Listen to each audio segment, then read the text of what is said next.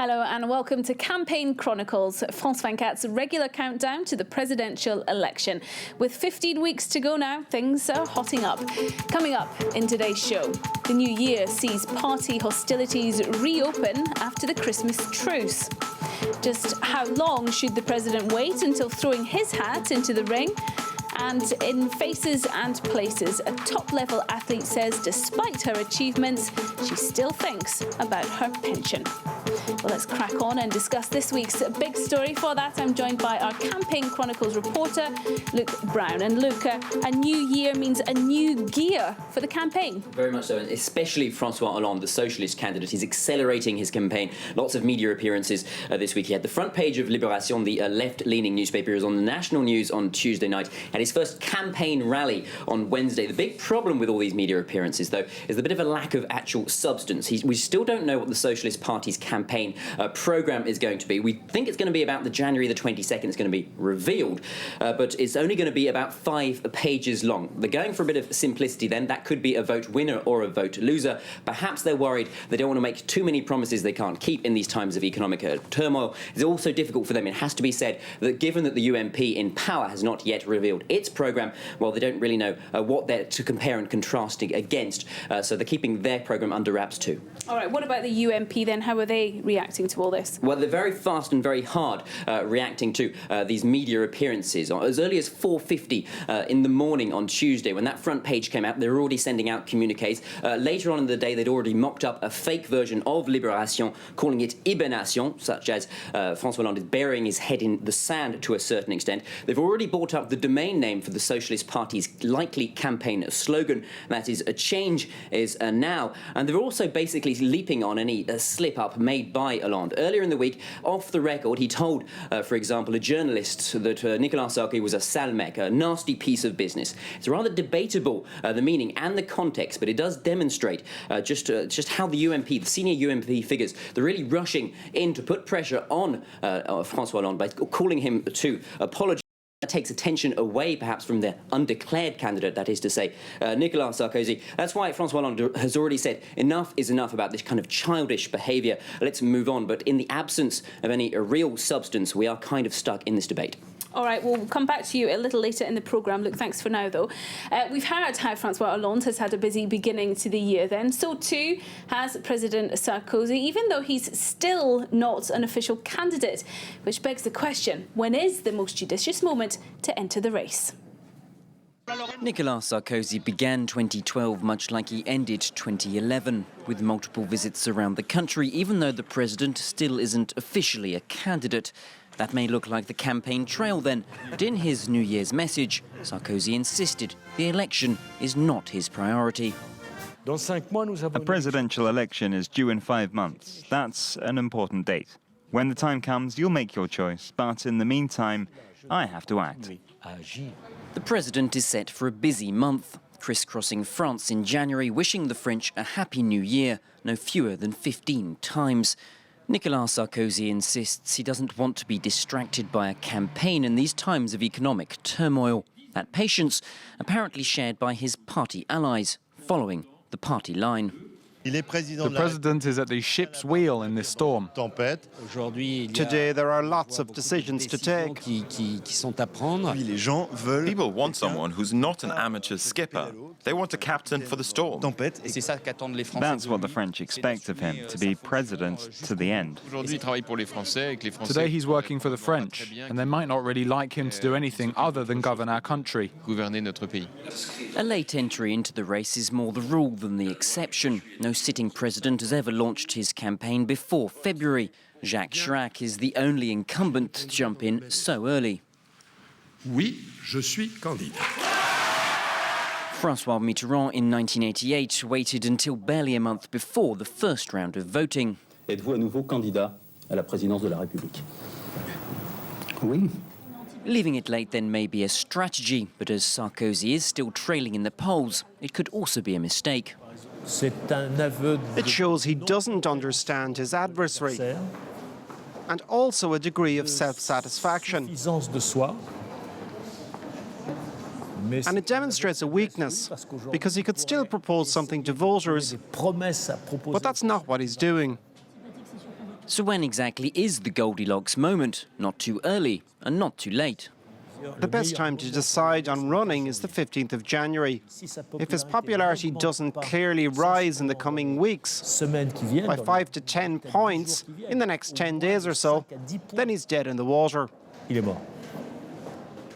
The president and his party may not be showing that urgency, but as he continues not campaigning, one thing is sure: the deadline for him to join the race isn't until March the 16th.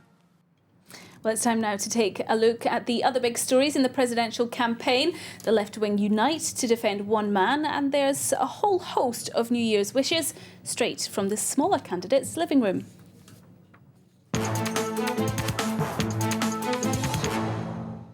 Happy New Year. Time for optimistic resolutions, and in France, a message for the voters. Across the party lines, the tone is similar. Le changement, c'est maintenant. Changer les choses. Le changement. Vous pouvez changer la France.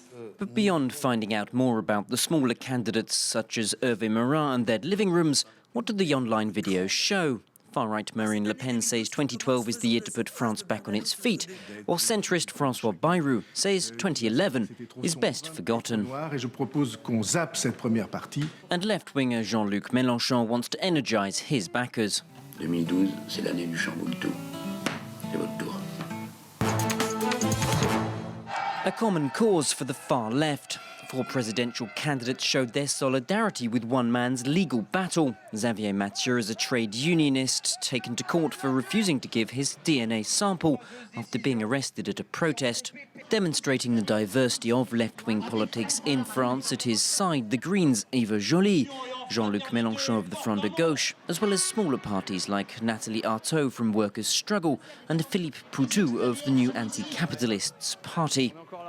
They say it's not a political issue, even if it is a chance to reconnect with working-class voters. It does mean that the socialist candidate's absence was noted. François Hollande was invited by Xavier Mathieu to support him. He decided not to. I'll let you judge him on that. And an embarrassing mistake for the man who's made a slogan out of Made in France. Centrist François Bayrou's own website uses stock photos bought from overseas sources. Unfortunately for the champion of domestically produced goods, his party says they didn't find any French photos that suited.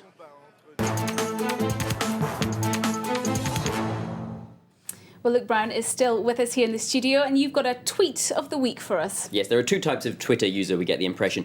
In politics, those that have a media team to do it for them, and those that take it very seriously indeed. One of those is Nadine Morano. We know that she spent most of Christmas tweeting, and despite promises since then that she was actually going to cut down, she spent quite a lot of time attacking Hollande's media campaign, as we've seen earlier in the show. This has left Valérie Trierwiller, who is a journalist and most importantly the partner of François Hollande. She's basically sulking. She's saying she's going to unfollow Nadine Morano. Morano is in a reply saying, let's get a coffee, but let's wait until the election's finished. The date for that rendezvous is May the 7th. Okay, we can watch Twitter to find out what happens next.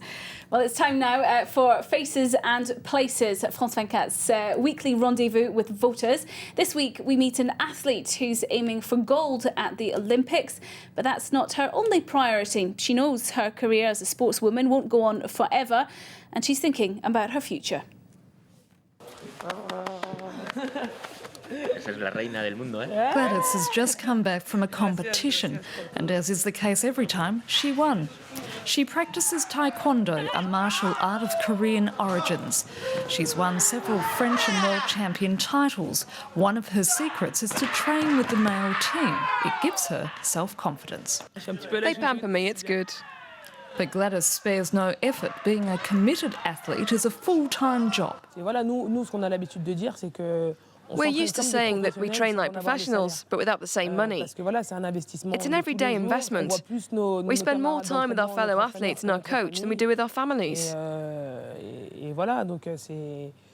We train for 25 hours a week, and to handle that, we need to lead a healthy lifestyle. Gladys works out at the National Institute for Sports and Performance that trains top-level athletes, a paradise for this committed sportswoman. But this life has its drawbacks too, mainly when it comes to pensions. Athletes are immediately disadvantaged by the fact that they don't work full-time. But this will change beginning January the 1st, 2012. It's not like we're giving our lives to the country, but we do represent France, and we invest so much. This pension issue really affects me, and I support all the moves to give us a better retirement scheme. What Gladys would also like to see changed is the number of homeless people in France. We're a large country, a rich country full of resources. And seeing homeless people on the streets, even in the nice areas of Paris, it disturbs me. It really bothers me.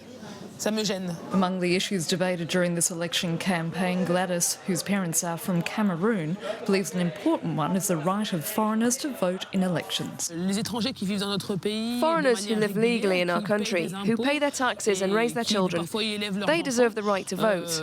It would be a way for them to feel recognised and fully integrated into the country where they've chosen to live.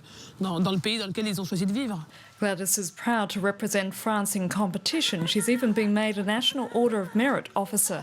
But for her next medal, she's going for gold at the London Olympic Games. Well, that's all we've got time for in this edition. Don't forget, you can check out our webpage, our Facebook page, or you can follow Luke's Twitter account and let us know what you think. In the meantime, thanks for watching, and we'll see you next week. Bye-bye.